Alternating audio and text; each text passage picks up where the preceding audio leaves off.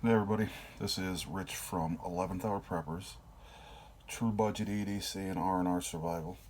I haven't been on here in quite a while to make new videos. I just haven't really had time, and I apologize for that. But I'm going to try to do a different knife every now and again.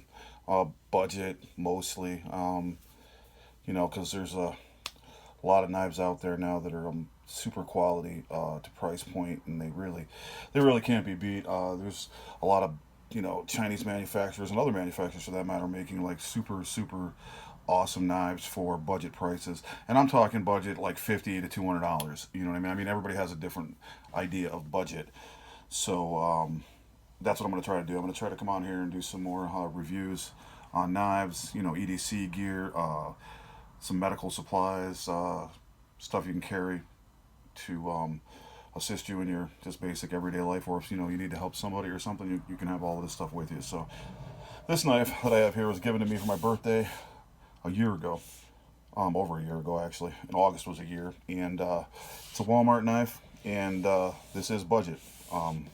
So this is about a $20 knife. It's the Walmart 11-inch fixed blade. I've had it, like I said, for over a year, and it's got a decent quality sheath. It's got the crossover right here, so this won't come out. It catches the guard. That's really good, and it's a butcher style knife.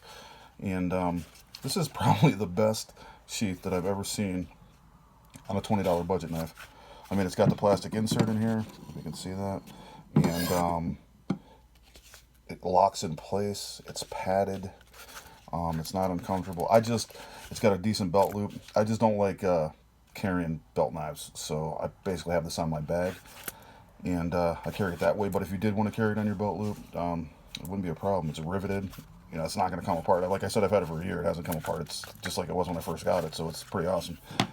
And this is Paca wood, which is a laminate, and these are scales. So they do have, I think those are T8s. They do come off.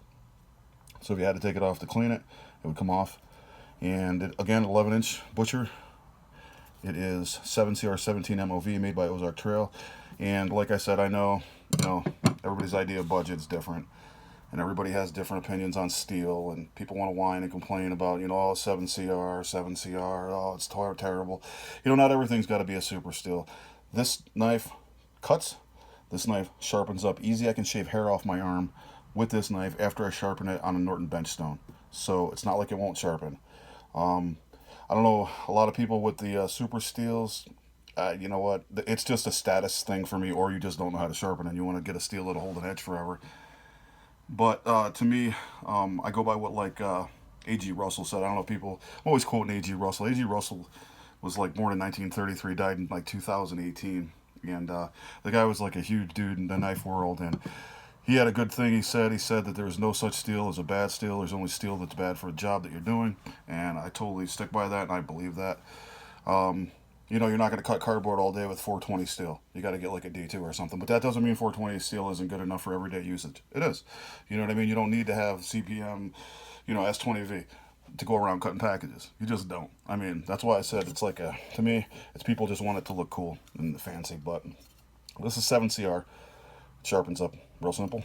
It does have jimping right here, so you can get your thumb into that. Again, it is a butcher pattern with a clip point down here, and this is not a finger choil, by the way. I always tell people, do not put your finger there, because you see where your finger is now? It's right on the blade. Your finger's supposed to be back here behind the guard, behind the blade, not on it. Choils are meant for sharpening. That's what they're called. They're sharpening choils. There's no such thing as a finger choil. I see all these knife companies and people that are making their own designs and customs saying, "Oh yeah, look at the finger choil." Like, don't listen to that shit. Knife safety. Just stick with that. Don't put your finger here. It's not a finger choil. It's a sharpening choil. I've only seen like one knife that actually has a finger choil, and it has a ricasso after the choil and then the blade, and that's a shroud. So that is definitely a finger choil. This is not. So don't put your finger there. But that's, they put it there, and people want to do it, and then they cut themselves, and whatever. But it's not a finger choil; it's a sharpening choil. So this is a decent knife. It's got this black coating on it to prevent rusting. Even though 7CR probably most likely is not going to rust. It's got a lot of chromium in it. It does have a space for a lanyard back here if you want to slap a lanyard on there. And again, I've had this knife for a year. Again, it's a budget knife. Cost like $20. It was a gift, but I gotta say, this is probably one of the best $20 knives I've ever seen. I mean, like I said, it sharpens up like a razor in like 3 minutes on its stone. The sheath is like really good quality for the amount of money that it costs. So that's good. This is definitely the best Walmart knife I've ever seen for sure. You know what I mean? So I do recommend this if you're into bushcraft or whatever. I mean, I carved my like Thanksgiving turkey with this knife. So it cuts. Like, you know what I mean? It's good. And I've gone quite a few times in between sharpening. So, and I have sharpened it up. I mean, I've got it. I don't know if you can see. I sharpened it. I got the blade all scratched up and whatever from using it. So I have used it. And it's just a really good knife for the money. It's the Walmart 11-inch fixed blade. That's literally what it's called. So it doesn't like even have a name. It's just called the 11-inch fixed blade. So if you check it out on Walmart, type that in on the app, and it should more than likely come up. Like I said, I've had it for a year, and I reviewed it. Then I reviewed it again, and then I want to review it again, because you know what? After a year, it's still going, and that's saying something for a $20 knife. You know what I mean?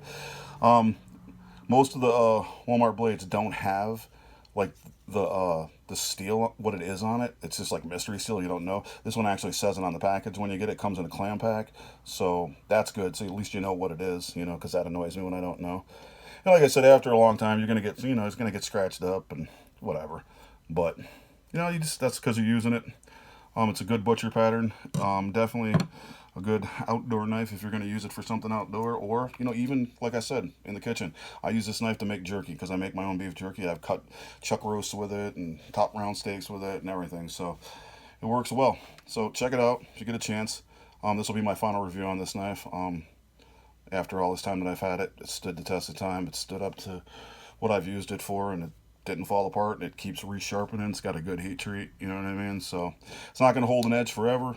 Like 7CR is like 55 to 57 HRC, but this one's a pretty decent one. I'd say it's more closer to 57, which is where you want to be, 57 to 59 HRC for everyday carry. That's a really good spot to be in between those numbers. Anything other than 59 is, premium steel. Anything under 57 is a little bit softer. But you know what? If you know how to sharpen, you're all set if it's softer. So check it out. Walmart 11-inch fixed blade.